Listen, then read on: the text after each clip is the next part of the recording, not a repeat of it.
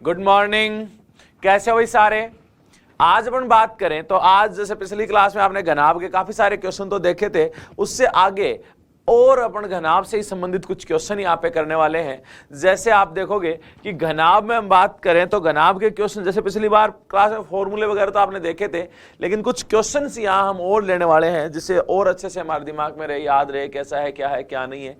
चलो देखो, एक कमरा 6 मीटर ऊंचा है, उसकी लंबाई चौड़ाई का 1.5 गुना 1.5 गुना है। यदि उसका आयतन 900 घन मीटर है तो उसके फर्श पर 35 रुपए प्रति वर्ग मीटर की दर से बिछाई गई दरी की लागत क्या होगी। अब एक बात बताओ, ऐसे प्रश्न में कह रहा है कमरा है, कमरा 6 मीटर ऊंचा है, कमरे की ऊंचाई दे रखी है आपको, चलो ठीक है ऊंचाई दे दी, कमरा 6 मीटर ऊंचा है, उसकी फर्श पे दरी बिछानी है, जिस पर दरी बिछाने का खर्चा 35 रुपए प्रति वर्ग मीटर है। तो हम कहें कि दरी पूरे फर्श पे बिछेगी, यानी पूरे फर्श का अगर आपको क्षेत्रफल पता है तो आप दरी का खर्चा निकाल लोगे। क्योंकि आप मान लो क्षेत्रफल आ गया 10 वर्ग मीटर, एक बार सपोज करना, तो मैं कहूंगा 1 वर्ग मीटर पे 35 रुपए खर्चा है, तो 10 पे कितना होगा 350, यानी हमें फर्श का क्षेत्रफल चाहिए। और हम बात करें कमरे का क्षेत्रफल, कमरा कैसा है तो आप कहोगे घनाभ, और घनाभ का होता है L into B into H. अब आप लंबाई और चौड़ाई हमें पूछिए नहीं, तो हमें तो फर्श का क्षेत्रफल चाहिए। तो जब आधार का क्षेत्रफल चाहिए तो हमने कहा था दूसरा तरीका भी है कि आधार का क्षेत्रफल गुणा ऊंचाई सीधा ही कर ले। कहां इसकी जरूरत पड़ेगी लंबाई चौड़ाई का 1.5 गुना, हमें जरूरत ही नहीं लंबाई चौड़ाई की, हमें तो सीधा अगर आधार का क्षेत्रफल निकाल सकते हैं तो तुरंत उसी की सहायता हो जाएगी। तो हम देखो कहें कि आयतन जो क्या होता है आधार का क्षेत्रफल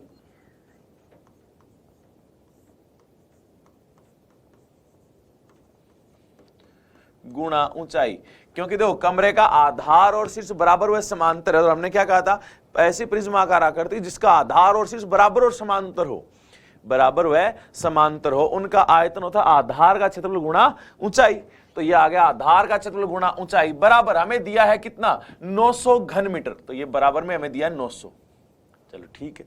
अब एक बात तो आधार का क्षेत्रफल हमें नहीं पता, हमें यही चाहिए बस आधार का क्षेत्रफल, ऐसा कैसा। ऊंचाई तो पता है ना कमरे की कितनी है, तो आपने कहा हाँ 6 मीटर है बराबर 900। अब देखो गुणा में वैसे भाग में जाएगा, मगर यहां से डायरेक्ट ही काट लो ना, 15 × 90 150। ये देखो आधार का क्षेत्रफल आ गया अब आपका,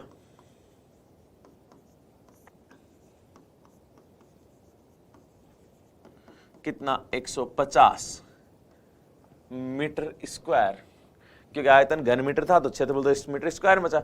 150 मीटर स्क्वायर आपका क्या है फर्श का क्षेत्रफल है। अब ये फर्श का क्षेत्रफल में तो खर्च चाहिए, तो मैं कहूं दरी बिछाने का खर्च,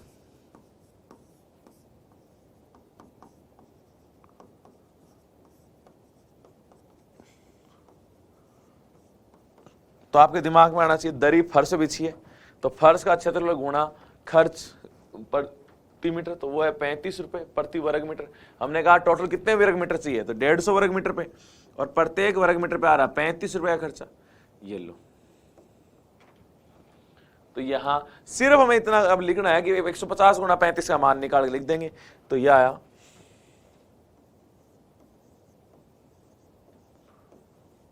गुणा करके आप बता दोगे यहाँ पे कि ये जो है ये हमारा क्या है खर्च, ये यहाँ पे 5250 रुपए, ये लो बस। तो वापस देखो, जब भी हम दरी बिछाने की बात करेंगे तो आपके दिमाग में आए दरी हमेशा फर्श पे बिछती है, और दरी का खर्च जो फर्श पे जो बिछाने का खर्च है, तो आप कहोगे खर्च। अगर हमारे पास क्षेत्रफल है तो हमें यह पता चल जाएगा कि टोटल कितने वर्ग मीटर की दरी चाहिए, 150 वर्ग मीटर की, हमें यह पता चल गया। और 150 वर्ग, एक वर्ग मीटर का कितना खर्चा है 35, तो 150 का कितना होगा 150 गुणा 35, यानी 5250 रुपए उसमें दरी बिछाने के लगेंगे। और हमें ये देखो कि लंबाई चौड़ाई अगर पूछता तो हम यहाँ लिखते L B H, H तो है ही, L और B तो हम कहते हैं 1 और 1.5 यानी X और 1.5X, फिर हमें L और B का मान निकाल, लेकिन यहाँ पे जरूरत नहीं थी इसलिए हमने नहीं निकाला, नहीं कोई उसकी आवश्यकता महसूस हुई हमें। चलो अगला क्वेश्चन देखते हैं भैया। इसको देखो, ऐसा जब भी प्रश्न है तो मैं कहूंगा कि एक बार आप पॉज करें, उस प्रश्न को हल करके देखें और उसके बाद आगे बढ़े, ठीक है। अब अगला प्रश्न देखें, यहाँ पे बहुत ही अच्छा क्वेश्चन है कि एक घनाभ आकार पानी की टंकी 216 लीटर पानी से पूरी भरी हुई है। कितने पानी से? 216 लीटर पानी से पूरी भरी हुई है, ठीक है। यानी टंकी का आयतन 216 लीटर है, चलो ठीक है। उसकी गहराई लंबाई का 1/3 गहराई है, वो लंबाई का कितना है 1/3 है, तथा उसकी चौड़ाई लंबाई तथा गहराई के अंतर का 1/3 का 1/2 है। तो टंकी की लंबाई कितनी है? यहां देखो सब किसमें दिया है डेसीमीटर डेसीमीटर डेसीमीटर डेसीमीटर। हम जानते हैं डेसीमीटर के बारे में, क्या जानते हैं डेसीमीटर के बारे में? हमें पता है डेसीमीटर जो है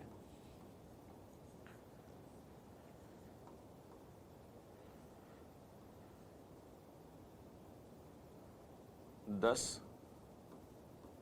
सेंटीमीटर।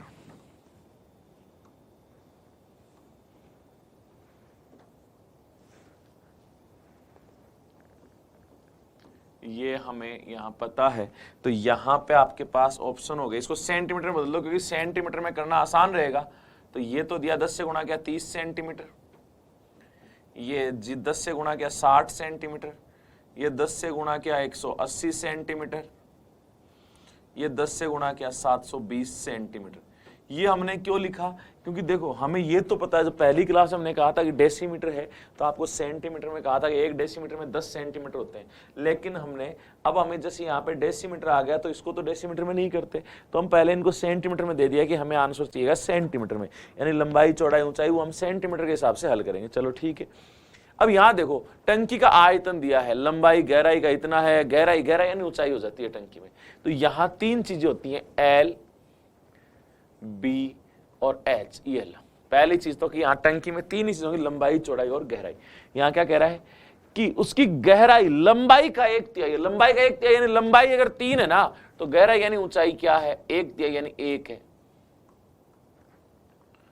यहां तक तो कोई दिक्कत नहीं। आगे चलो देखो क्या कह रहा है, इसकी चौड़ाई, इसकी जो चौड़ाई है ना वो क्या कह रहा है लंबाई तथा गहराई के अंतर का, लंबाई और गहराई का अंतर कितना है? तो आपने कहा 2 का मतलब गुणा का 1/3 का 1/2, यानी इसका भी 1/3 और का 1/2 इतना है। काटा 2 से 2 तो 3 अनुपात 1/3:1 ये आ गया। अब एक बात बताओ, अनुपात में कभी ऐसा रखते हैं कि भिन्न में? हम चाहे तो रख सकते हैं, कहीं कोई दिक्कत नहीं है, ले ऐसे रहने देते हैं, चलो कोई दिक्कत नहीं है, कोई 3 से गुणा नहीं करेंगे तो 3x, ये क्या हो गया 1/3x, ये क्या हो गया x। लंबाई चौड़ाई और गहराई आ गई हमारे पास। आयतन, आयतन का मतलब LBH, वो आपको 216 लीटर दिया है। लीटर को मैं सेंटीमीटर क्यूब में बदलूंगा, किससे गुणा करूंगा 1000 से। क्यों? क्योंकि 1 लीटर बराबर 1000 सेंटीमीटर क्यूब होता है, ये हमने पहले ही दिन पढ़ा था। ठीक है, तो लीटर को सेंटीमीटर क्यूब में, क्योंकि हमें सेंटीमीटर में चाहिए था आंसर, इसलिए सेंटीमीटर क्यूब में बदल लिया, कोई दिक्कत नहीं है।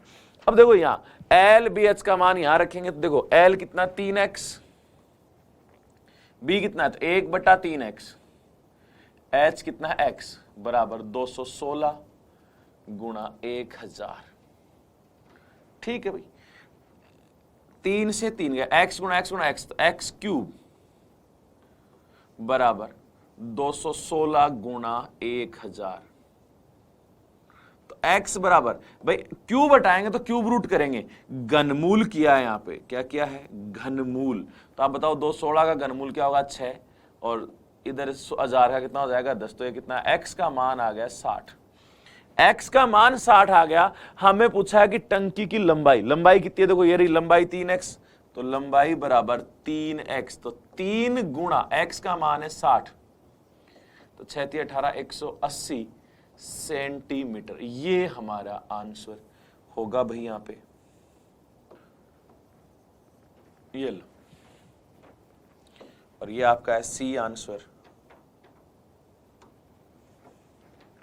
तो जब भी प्रश्न जरूर थोड़ा सा अजीबोगरीब था, लेकिन यहाँ पे आप आसानी से अगर ध्यान से करोगे तो ऐसे प्रश्न का जवाब दे सकते हो बिना किसी झंझट के।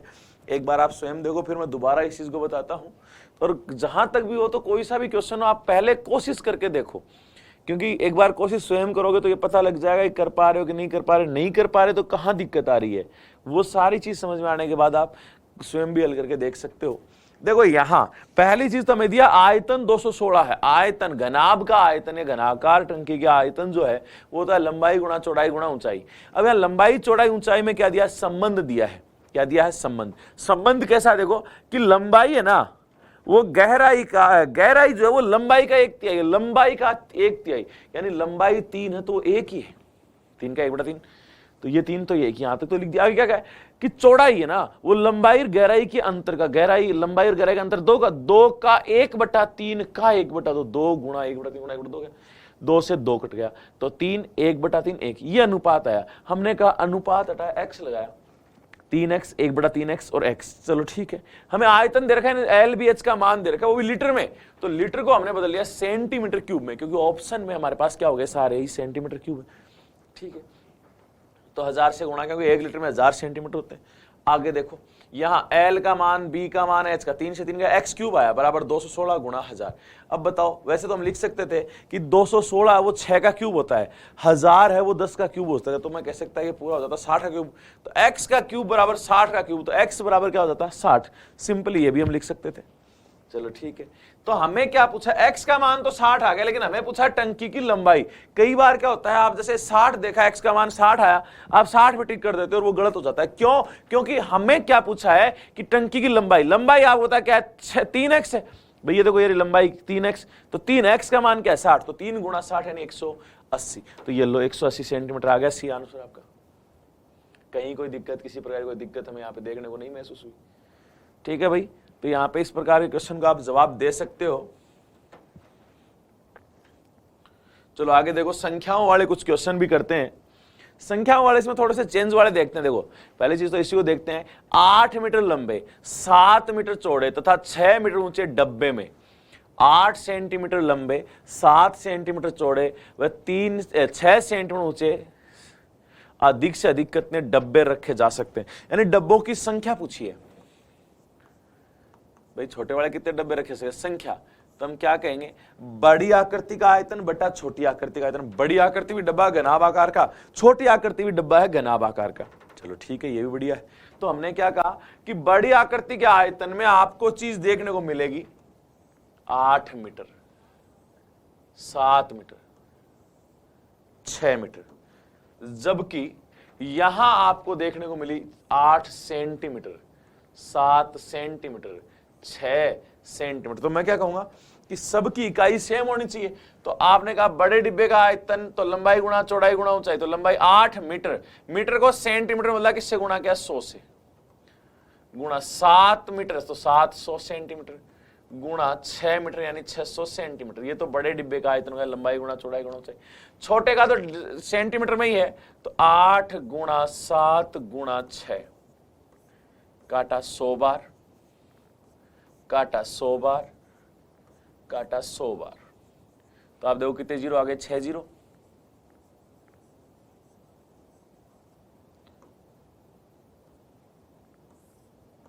ये लो 10 लाख डिब्बे उसमें आएंगे, 6 जीरो, तो आप देखो यहां पे 6 जीरो ये रहे।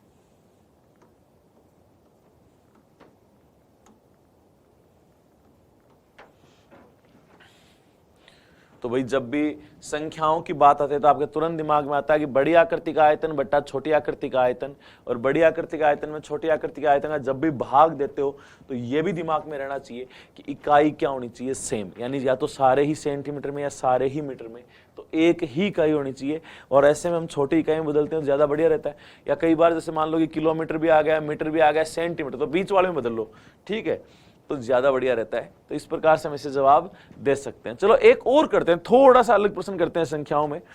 क्या कह रहा है देखो, तैरने के लिए बना एक तालाब 24 मीटर लंबा है। तैरने के लिए एक तालाब बना जो कितने मीटर लंबा है, 24 मीटर लंबा है तथा 15 मीटर चौड़ा है। कितने मीटर चौड़ा है, 15 मीटर। कुछ व्यक्तियों को इस तालाब में डुबकी लगाने पर पानी के तल में 1 सेंटीमीटर की वृद्धि हुई, ऊंचाई में, पानी के तल की ऊंचाई में 1 सेंटीमीटर वृद्धि हुई। यदि प्रत्येक व्यक्ति 1 घन मीटर पानी विस्थापित करे तो तालाब में कितने व्यक्ति हैं। अब देखना यहां पे एक खास चीज क्या है, बाहर से आदमी तालाब में गए, ठीक है, अभी तक मान लो तालाब में पानी है तो उस पानी आयताकार है। भाई देखो तालाब के साथ चौड़ा, 24 मीटर लंबा, 15 मीटर चौड़ा, यानी लंबाई और चौड़ाई है, यानी आयताकार स्थान है, पानी से भरा हुआ है। जैसे ही कोई आदमी अंदर जाए तो पानी वैसा का वैसा ऊपर आएगा, वैसा का वैसा ऊपर आएगा। तो देखो लंबाई चौड़ाई है, जो ऊपर भाग आया वो क्या बन गया, h ऊंचाई बन गया। तो एक बात बताओ, ऊपर जो पानी विस्थापित हो उसका आयतन किसके आयतन के बराबर होगा? तो आपने कहा जितने आदमी उसके अंदर गए उन सभी के आयतनों के बराबर। तो मैं कहूं n व्यक्ति गए, तो आपने कहा देखो यहां पे दो तरीके अपन करेंगे कि पानी विस्थापित का आयतन बराबर बराबर जितने आदमी अंदर गए उनका आयतन। तो मैं कहूं n व्यक्ति अंदर गए हैं, n गुणा व्यक्ति का आयतन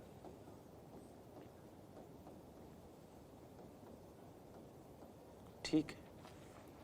अब बताओ पानी जब भी विस्थापित होता है तो घनाभ आकार बनेगा भाई, लंबाई चौड़ाई है, पानी ऊपर आएगा h में, तो जितना ऊपर आएगा ऊंचाई हो जाएगी। तो लंबाई चौड़ाई तो 24 मीटर और 15 मीटर मीटर में गुणा कितना पानी का कितनी वृद्धि हुई, तो आपने कहा 1 सेंटीमीटर वृद्धि हुई है, तो वही ऊंचाई का काम करेगी। 1 सेंटीमीटर है तो मीटर बदलने के लिए 100 का भाग दे दिया, ये लो n व्यक्ति हैं गुणा आगे क्या कह रहा है कि प्रत्येक व्यक्ति 0.1 घन मीटर पानी विस्थापित करता है। पानी विस्थापित करता है यानी उस व्यक्ति का आयतन है 0.1 घन मीटर। तो प्रत्येक व्यक्ति का आयतन 0.1 घन मीटर यानी मीटर क्यूब ही है, तो कोई दिक्कत नहीं है। अब आपने कहा पॉइंट हटाया, बट्टे में क्या गया 10, 0 से 0 गया, 5 दिए 15, 5 दूनी 10, 2 से काटा 12, इधर क्या है 12 गुणा 3 36 बराबर n, यानी कितने व्यक्ति थे, तो 36 व्यक्ति गए अंदर। एक तरीका तो आपके पास ये, दूसरे तरीके की बात हम करें यहां पे तो वो देखो हम क्या कह रहे थे कि जब भी संख्या निकालनी है तो बड़ी आकृति का आयतन, अब आप कहोगे बड़ी आकृति तो पानी जो विस्थापित हुआ वही होगी, ठीक है। तो विस्थापित पानी का आयतन बटा व्यक्ति का आयतन,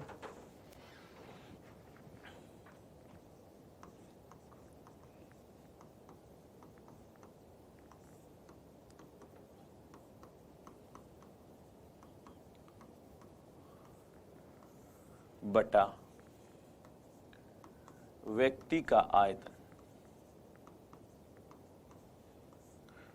अब एक बात बताओ, विस्थापित पानी जो है वो कौन सा है? तो आपने कहा विस्थापित पानी जैसे लंबाई चौड़ाई है, जैसे मैं एक छोटी सी बात बताऊं, जैसे ये पानी की बोतल है, अगर आप इसके अंदर कुछ भी डालोगे तो पानी यहां तक तो था, जो ऊपर आएगा वो तो बेलन ही बनाएगा एक, ठीक है। तो जितना आप देख रहे हो कि अंदर अगर कुछ भी जाएगा तो जिस आकार में उसी आकार में ऊपर आएगा, तो यहां बनेगा घनाभ। भाई लंबाई चौड़ाई थी, ऊपर पानी घुसा तो h भी होगी, तो लंबाई चौड़ाई गुणा ऊंचाई।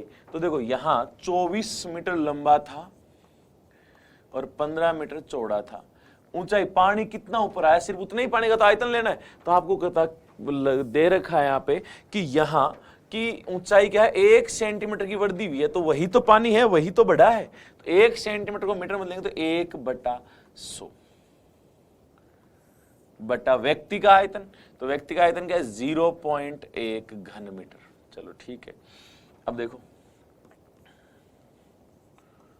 24 गुणा 15 गुणा 1 बटे में क्या आ गया 100 गुणा 0.1, ये पॉइंट हटाया, बट्टे में 10 गया, 0 से 0 काट लिया हमने, ठीक है।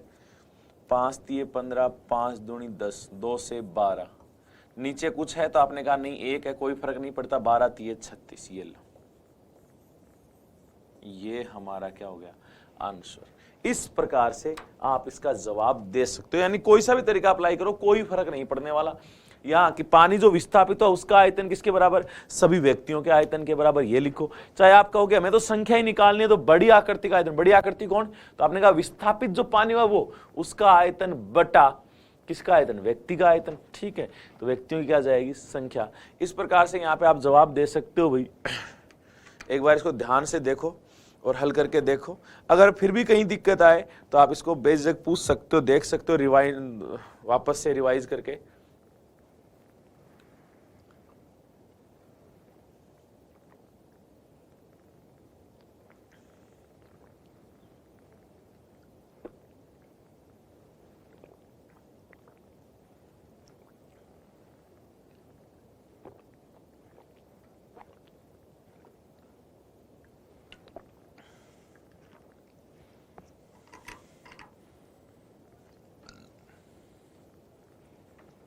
अगला देखो फिर, जैसे रहा 8 सेंटीमीटर कोर वाले दो घनों को उनके सिरों से मिलाने पर प्राप्त घनाभ का पृष्ठीय क्षेत्रफल क्या होगा। अब आपको एक चीज ध्यान रखनी है हमेशा के लिए कि एक घन है, उसको अगर मैं काटता हूं तो देखो काटने पे चौड़ाई ऊंचाई उतनी रहती है, लंबाई चेंज होगी, आधी आधी होगी, और बनने वाली आकृति क्या हो गई, घनाभ। ठीक है, दो घन है उनको मिलाओगे तो जैसे कोई ऐसी आकृति नहीं मेरे पास अभी, वरना मैं आपको बता था, जैसे आप ऐसे सिंपली जोड़ो तो जोड़ने पर सिर्फ ये लंबाई तो बढ़ेगी आगे से, चौड़ाई तो उतनी रहेगी, ऊंचाई भी उतनी रहेगी, सिर्फ जोड़ा है तो सिर्फ क्या चेंज होती है, लंबाई। आप एक देखो जोड़ते हो तो ऐसे तो जुड़ेगा, ये था एक साइड और जुड़ गई, तो यहां जो चौड़ाई रहेगी वो भी ऊंचाई भी उतनी है, सिर्फ और सिर्फ क्या चेंज होती है, एल। तो एक चीज हमें ध्यान रखनी है कि दो घनों को जोड़ो या घन को काटो तो हमेशा सिर्फ और सिर्फ क्या चेंज होती है, लंबाई। क्या चेंज होती है, लंबाई, चौड़ाई ऊंचाई चेंज नहीं होती। अब बताओ चौड़ाई ऊंचाई चेंज नहीं होती तो मैं कहूं घन था, घन में तो एल बी और एच तीनों ही बराबर होते हैं, एल बी और एच तीनों ही बराबर होते हैं, वही क्या कहलाते हैं, भुजा, और वो कितनी है, 8। इससे क्या बना, घनाभ। और ये आपको हमेशा दिमाग में रखना है कि जब दो घन जोड़े, 3 घन जोड़े, 4 घन जोड़े तो वो कंटिन्यू जुड़ते जाते हैं ऐसे। 60 दो हैं तो 2 जुड़ गए, ये चेंज हो गई 8 और 8 कितनी हो जाएगी, 16। यानी सिर्फ और सिर्फ क्या चेंज होती थी, लंबाई।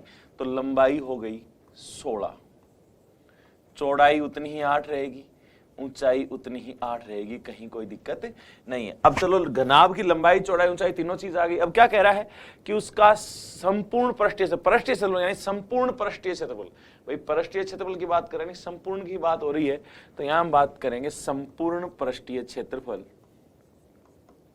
तो हमने क्या कहा था, क्या होता है भाई, 2 गुणा L B plus B H plus H L. तो 2 गुणा 16 गुणा 8 प्लस 8 गुणा 8 प्लस 8 गुणा 16, 2 गुणा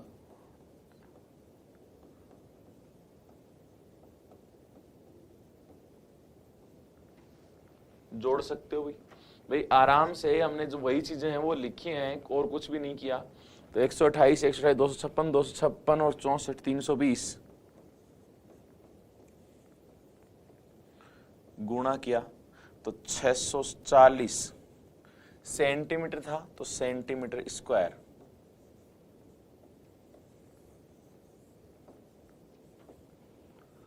ये लो। अब देखो एक चीज मैं आपसे और भी कहूं कि समझने लायक बात, वो समझने लायक बात क्या है, वो ऐसी क्या चीज है, तो मैं कहूं एक फलक का क्षेत्रफल कितना था, आपका होगा 8 का स्क्वायर यानी 64 सेंटीमीटर स्क्वायर। ठीक है, अब जैसे आपने 2 घन जोड़े, अब घन जोड़ोगे तो ये 2 पृष्ठ ऐसे चिपक जाएंगे, तो 2 पृष्ठ खत्म हो गए। पहले 6 6 12 थे, 12 में से 2 पृष्ठ कम हो गए तो कितने बचे, 10। ठीक है, तो आप ये देखोगे कि 6 फलक प्लस 6 फलक, ये तो टोटल थे जोड़े, माइनस कितने हो जाएंगे, 2 फलक, तो कितने हो गए, 10 फलक। एक फलक का क्षेत्रफल क्या है, 64, तो 10 का 10 गुणा 64 यानी 640 सेंटीमीटर स्क्वायर। ऐसे भी कर सकते हो, लेकिन उसके लिए आपको ना थोड़ा सा सोचना पड़ता है, इसमें ज्यादा सोचना नहीं पड़ता। सिंपली कि देखो घन है, पहले एक घन की बात करें, उसका प्रत्येक पृष्ठ वर्गाकार है, वर्गाकार है, वर्ग का क्षेत्रफल होता है भुजा स्क्वायर। चलो ये भी हमें पता है कि वर्ग का क्षेत्रफल क्या होता है, भुजा स्क्वायर। भुजा स्क्वायर, भुजा कितनी, 8, 8 का स्क्वायर 64 यानी एक पृष्ठ का 64 था। अब हम बात करें टोटल पृष्ठ कितने, तो आपने कहा 6 तो इसमें फलक है और 6 इसमें, मतलब 12 फलक है।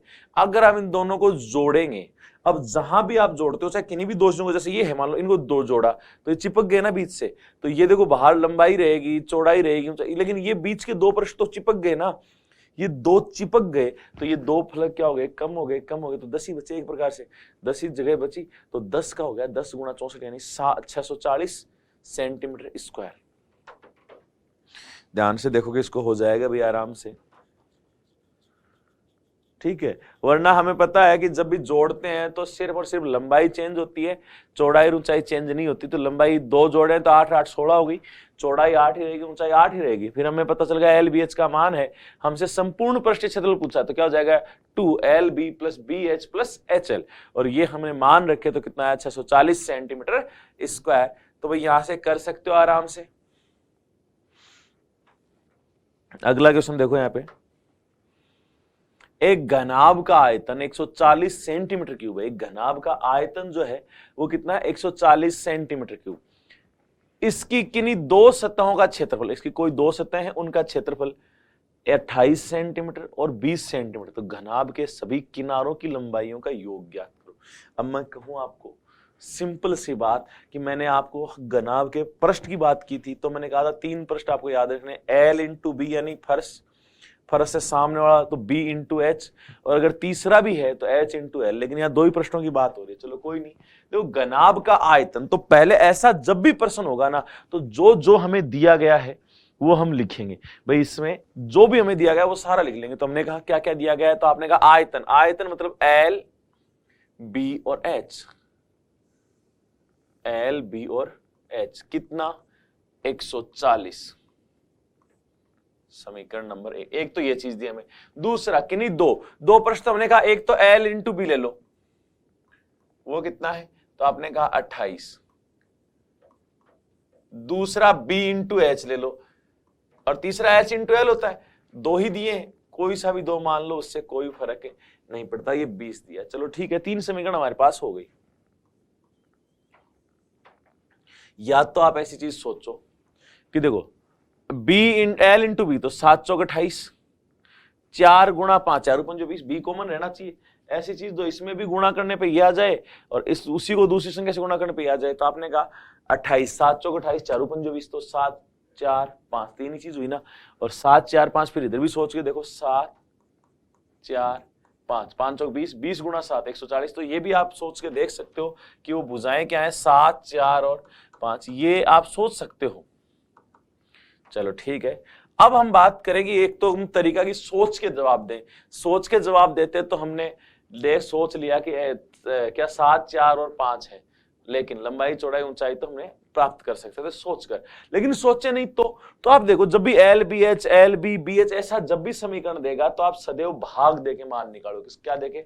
भाग। जैसे मैं कहूं LBH में LB का भाग दो, यानी 140/28।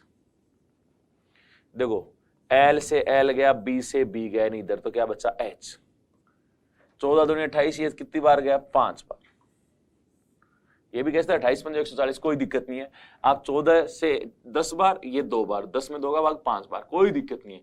फिर मैं कहूं LBH में BH का भाग दे लो,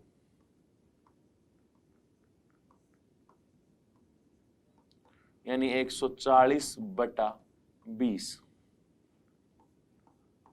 तो L बराबर 0 से 0 7 बार जाएगा, ये लो L का मान 7 आ गया। L का मान 7 है, तो अगर आप L का मान यहां रख दो या H का मान यहां रख दो, B का मान आ जाएगा, तो मैं इसी में रख दूं भाई, B गुणा H। H कितना है? 5 बराबर 20। तो B कितना आया? 4। ये लो भाई, क्योंकि 5 चौक 20 काट दोगे, 5 भाग में चला गया। LBH का मान हमारे पास आ गया। L का मान भी है 7, B का मान है 4, H का मान है 5, जो हमारे पास आ चुके हैं। अब हमें क्या पूछा है? सभी किनारों का योग। तो जल्दबाजी में आप लोग गलती कर देते हो कि L + B + H, यानी 7 5 और 4 9 9 और 7 16, 16 पे टिक कर देते हो, जबकि 16 इस बार ऑप्शन में नहीं था, तो आप थोड़ा सोचने के लिए मजबूर हो गए। लेकिन जल्दबाजी में ये गलती करते हो कि किनारों का योग पूछा तो लंबाई + चौड़ाई + ऊंचाई का योग करके बता देते हो। यहां क्या कहा है? सभी किनारों का योग, सभी किनारों का योग।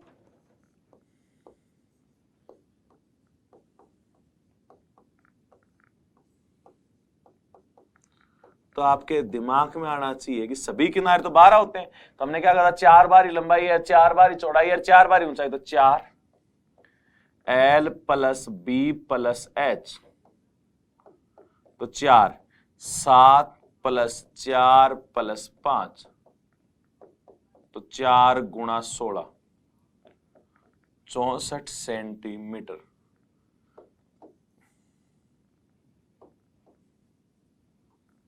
ये लो भाई,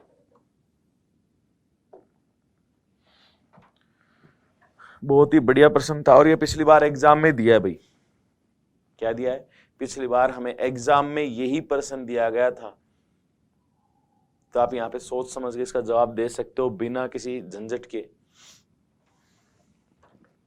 तो पहली चीज तो देखो, आप सीधा सोच सकते थे कि 28 और 20, कोई दो संख्या इसमें 28 और 20 भी होता, आपने कहा 7 चौक 28 होता है और चारूपन जो 20 होता है, तो मैं कहूं ये तो L, ये B और ये H, ठीक है, ऐसे आपने सोचा दिमाग में ही। तो L बराबर 7 रखें, B बराबर 4 रखें, H बराबर 5 रखें। आयतन, आयतन यानी L into B into H, तो 5 20, 20 गुणा 7, 20 गुणा 7 140, 140 ही दे रखा है, यानी यही है और कोई नहीं है। यानी ये जो काम किया ना, ये करने की जरूरत भी नहीं थी, लेकिन वो हम अगर जब इतना दिमाग बाई चांस नहीं लगे संख्याओं में, लेकिन होता नहीं है कि ऐसा एग्जाम में कि संख्या अटपटी हो, संख्या ऐसी मिलती है कि हम आसानी से गुणा भाग कर सकते हैं। गुणा भाग करने में आपको कहीं कोई जोर या कहीं कोई दिक्कत नहीं आने वाली होती है यहाँ पे। अब देखो हमें क्या कहा, जैसे फॉर्मूले के अनुसार सारी चीजों के अनुसार चले, तो हम क्या करेंगे, जो जो दिया गया है उसको लिख देंगे, जो भी दिया गया उसको, जो भी दिया गया। कैसे? आयतन, आयतन क्या होता है आपने कहा, लंबाई गुणा चौड़ाई गुणा ऊंचाई, तो एल बी एच कितना 140। चलो ठीक, कोई दो प्रश्न तो फर्श ले ले, फर्श क्या होता है L इंटू बी, और सामने वाली दीवार ले ले, क्या होती है B इंटू एच, ठीक है। तो कहा कि L इंटू बी और B इंटू एच, इनका मान दे रखा है 28 और 20। चलो ठीक है, हमें देखा एल बी एच में अगर एल बी का भाग दो तो एल बी से एल बी कट जाएगा, एच बचेगा, भाग दिया तो एच बचा, इधर बचा 5, तो एच का मान 5 आ गया। ऐसे अगर मैं बी एच का भाग दूं तो बी से बी एच कटेगा, एल बच जाएगा, वो आया 7, एच का मान 5 इसमें रखा, बी का मान आ गया 4। आराम से ये लो, एल बी एच तीनों के मान आ गए। हमें पूछा सभी किनारों का योग, तो हम कहते हैं सभी किनारों में 4 बार लंबाई, 4 बार चौड़ाई, 4 बार ऊंचाई आती है, तो हम क्या कहेंगे 4 L plus B plus H, तो ये क्या आ गया 64। इस प्रकार से इस प्रश्न का आप जवाब दोगे भाई। अगर कहीं कोई चीज हो तो आप इसको रिवाइज कर सकते हो, बैक करके वापस देख सकते हो भाई, और अगर खुद हल करने के देखो तो आप पोज करके हल करके देख लिया करो। अब देखो अगला क्वेश्चन, अगर कोई खुद से नोट्स बना रहा है, देख के बना रहा है, तो यहां पोज करके नोट करे क्वेश्चन को। अगला देखो, देखो बहुत ही अच्छे क्वेश्चन है भाई, यहाँ पे इनमें सोचने की भी जरूरत नहीं पड़ेगी आपको। तो कह रहा है कि आयताकार लोहे की चादर 48 सेंटीमीटर लंबी, आयताकार लोहे की चादर है, चादर ऐसे आयताकार दे रखी है, चलो ठीक है, जिसकी लंबाई चौड़ाई आपको दी 48 और 36। इसके चारों कोनों से 4 बराबर वर्ग काट लिए जाते हैं, चारों कोनों से 4 बराबर क्या काट लिए गए, वर्ग काट लिए गए, ठीक है, जिससे 8 सेंटीमीटर भुजा थी प्रत्येक, जिसमें से प्रत्येक की भुजा, जो वर्ग काटे गए ना उनकी भुजा क्या है 8 सेंटीमीटर। शेष बची चादर को मोड़कर एक खुला बक्सा बनाया गया, ठीक है।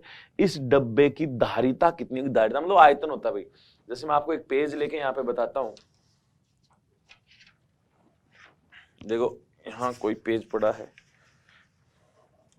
सिंपल सा मैं आपको एक एग्जांपल जिससे क्या है कि हमें समझ में आए। जैसे एक पेज है, ये लोहे की एक चादर है, इसकी लंबाई है वो 48 है, चौड़ाई वो 36 है, वो ठीक है। अब इसके चारों कोनों से ना मैं 4 वर्ग काट लेता हूं, 8-8 सेंटीमीटर भुजा के। देखो जिससे क्या है कि आकृति से हमें क्या और भी अच्छे से समझ में आ जाएगा। अब देखो काट लिए ना, सिंपल सा सोचना, काट लिए, ये 48 था पूरा। अब देखो 8 इधर से कम हो गया लंबाई में और 8 इधर से, अगर इसको मोड़ोगे ऐसे मुड़ेगा ना, ठीक है, तो 8-8 16 कम हो गए, यानी 48 से 16, तो लंबाई तो सिर्फ 32 बची है। अब बात करें चौड़ाई, ये भी तो मुड़ेगा बक्सा बनाने के लिए, ऊपर से भी मुड़ा और इधर से भी मुड़ा, ये लो, अब बक्सा तैयार, एक प्रकार से खुला बक्सा, खुला बक्सा ऊपर से, इसको ऐसे देखोगे तो एक प्रकार से क्या बन गया, बक्सा बन गया। तो मैंने कहा लंबाई भी 8-8 16 कम हो गई, चौड़ाई भी 8-8 16 कम हो गई, लेकिन जो ऊंचाई का काम किया, यही तो चादर मोड़ी है इतनी, जो 8 काटा उसी की वजह से तो मोड़ी है, तो ऊंचाई का काम कौन करेगा 8, ऊंचाई का काम कौन करेगा 8। तो इसके सहायता से हम इस डायग्राम को समझते हैं कि हमने क्या कहा, पहले एक चादर ले लेते हैं,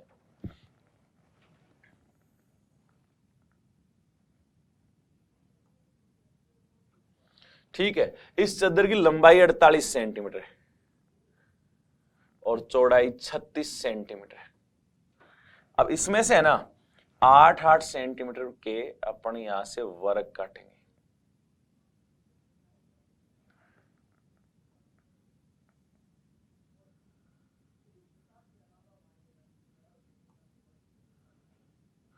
ठीक है। इस साइड से काट लिए,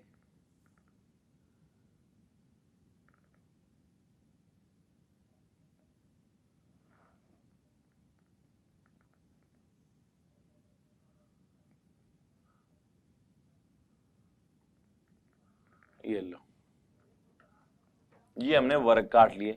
इधर भी 8 का, इधर से भी 8, वर्ग के चारों भुजाएं 8 8 है भाई। अब मुझे एक बात बताओ, अब यहां से देखो, यहां से ये मुड़ेगा यहां पर, एक सेकंड आप देख,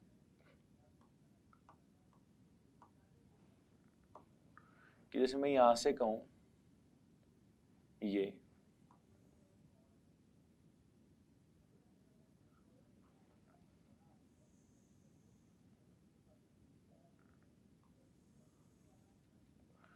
देखो, अब देखो ये जो चीज है ना, ये तो हमने काट दिया यहां से,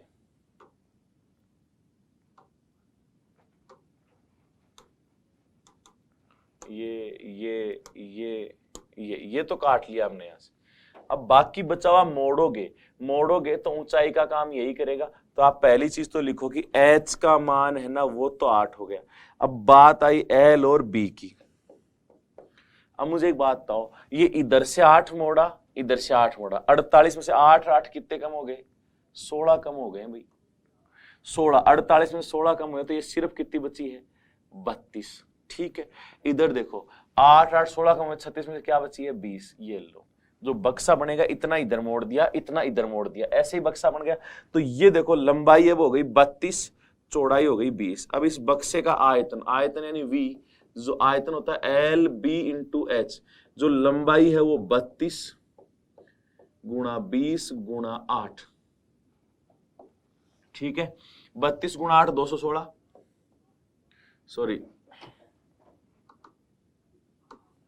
8 दूनी 16 का 6, 8 थी 24, 24 और 1 25, 256 होगा भैया, गुणा 20, 0, 6 दूनी 12 का 2 हासिल 1, 5 दूनी 10 और 1 11, 2 दूनी 4 और 1 5, तो 5120। ये सेंटीमीटर थी तो सेंटीमीटर क्यूब आयतन है भैया। ये देखो,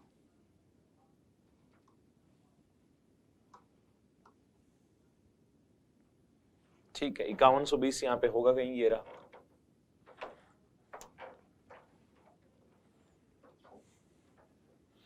तो देखो फिर से देखना एक बार इसको, पहले इसको एक बार खुद हल करके देखो यहाँ पे।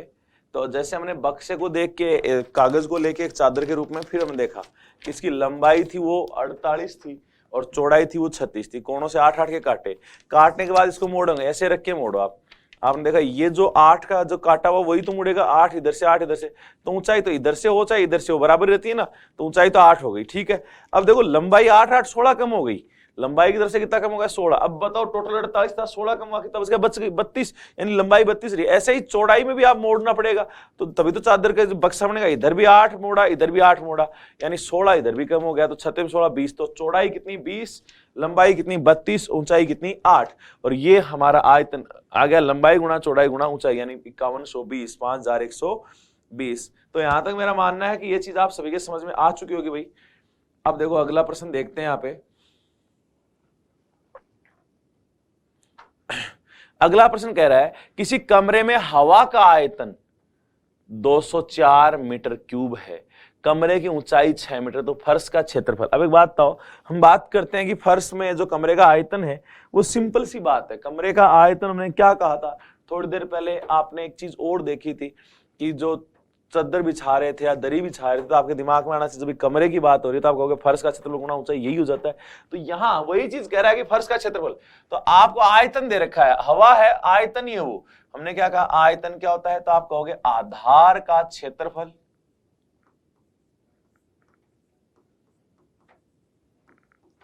गुणा ऊंचाई, यही होता है ना। और ये कितना दिया? 204। ये लो, आधार का क्षेत्रफल हमसे पूछा, आधार क्या? फर्श, फर्श का क्षेत्रफल गुणा ऊंचाई कितनी? 6 बराबर 204। ठीक है भाई। अब देखो 6 से काटा, 6 भाग में जाएगा, यहीं काट देते, 6 3 18, 2 बच गया, 6 चौक 24। तो फर्श का क्षेत्रफल बराबर 34 आया है। अब 34 क्या है, मीटर ना, मीटर स्क्वायर आएगा भाई, ये लो। तो फर्श का क्षेत्र हो जाएगा 34 मीटर स्क्वायर। कहीं इसमें एक्स्ट्रा आपको सोचने की आवश्यकता नहीं है। जब भी फर्श के क्षेत्रफल की बात करें, जब भी ऐसी कोई बात करें, तो आप तुरंत एक ही चीज कहोगे कि जो यहां पर हमारे पास है कि अगर आधार का क्षेत्रफल लंबाई चौड़ाई ऊंचाई की बात में से करें तो आप कहोगे लंबाई गुणा चौड़ाई गुणा ऊंचाई। लेकिन अगर वो फर्श के क्षेत्रफल की बात करें तो आप तुरंत कहोगे कि फर्श का क्षेत्रफल गुणा ऊंचाई, फर्श का क्षेत्रफल गुणा ऊंचाई। बस, तो फर्श का क्षेत्रफल हमें निकालना, ऊंचाई 6 दी है, बराबर 204 है ही है। तो 6 से काटा 204 को कितना आया, 34। तो क्या आ गया अभी फर्श का क्षेत्रफल, 34 मीटर स्क्वायर। ये हम कर सकते हैं भाई। यहां पे अगला देखो भाई, यहां पे एक आयताकार जलाशय में 42,000 लीटर जल है। कितना पानी है, 42,000 लीटर। यदि जलाशय की लंबाई 6 मीटर तथा चौड़ाई 3.5 मीटर है तो जलाशय में जल की गहराई कितनी है। अब देखो लंबाई भी है चौड़ाई भी है तो गहराई भी निकल जाएगी। चलो ठीक है, मीटर में चाहिए हमें। चलो अब मीटर में चाहिए तो वो चीज देखते हैं। हम जानते हैं लंबाई चौड़ाई ऊंचाई की बात करेगा तो आयतन होगा LBH, यही होगा। और ये कितना है, 42,000 लीटर। अब एक चीज देखो, जलाशय की लंबाई मीटर में है, चौड़ाई भी मीटर में है, गहराई की बात करें वो ऑप्शन भी मीटर में है। अब हम बात करें मीटर में है, और मीटर और लीटर में क्या संबंध होता था, आपने कहा 1 मीटर क्यूब बराबर क्या होता है, 1000 लीटर। यहां लीटर दिया है, लीटर को मीटर क्यूब में बदलना है तो मैं कहूं 1 लीटर बराबर, तो आप कहोगे 1/1000 मीटर क्यूब। भाई ये इधर भाग में आता, तो भाई जब भी लीटर को मीटर क्यूब में बदलेंगे, 1 मीटर क्यूब बराबर 1000 लीटर होता है। ठीक है, तो 1000 लीटर का 1 मीटर क्यूब बनता है सीधा सीधा, तो 42,000 लीटर का कितना बनेगा, 42 मीटर क्यूब, 42 मीटर क्यूब।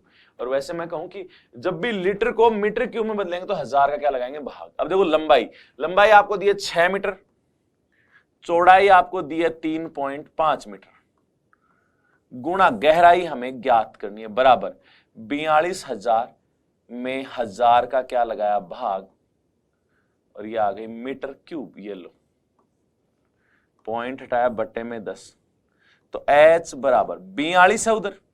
अब जो भाग में वो तो गुणा में जाएगा, तो गुणा में तो 10 चला गया, जो गुणा में वो कहां जाएंगे, भाग में। गुणा में क्या था, 6 और 3 ये 35, भाई पॉइंट तो हटा ही दिया था। देखो 6 से 6 7 42, 7 से 5 बार और 5 से 2 बार, तो ये H क्या आ गया अपने पास, 2। ऊंचाई क्या है, 2 मीटर। ये लो,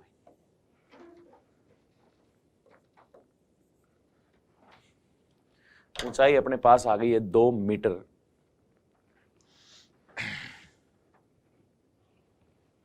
ऊंचाई यहां पे क्या आई, 2 मीटर। अगर यहां आधार का क्षेत्रफल की बात करता तो यहां भी हम क्या कहते हैं, आधार का क्षेत्रफल गुणा ऊंचाई, सीधा सीधा क्या, आधार का क्षेत्रफल गुणा ऊंचाई। चलो एक और प्रश्न लेते हैं यहां पे भाई। 1.5 हेक्टेयर क्षेत्रफल वाले छत पर 5 सेंटीमीटर वर्षा हुई। 1.5 हेक्टेयर क्षेत्रफल वाले छत पर ना 5 सेंटीमीटर की क्या हुई, वर्षा हुई। एकत्रित वर्षा के पानी का आयतन मीटर क्यूब में ज्ञात करो। अब एक बात बताओ, हमें पता है कि जब भी आयतन है, वर्षा का पानी है, तो जमीन पे आएगा और पानी समान रूप से ऊपर बढ़ेगा, तो हम क्या कहेंगे, आधार का क्षेत्रफल गुणा ऊंचाई, यही आयतन होता है। तो मैं कहूं आधार का क्षेत्रफल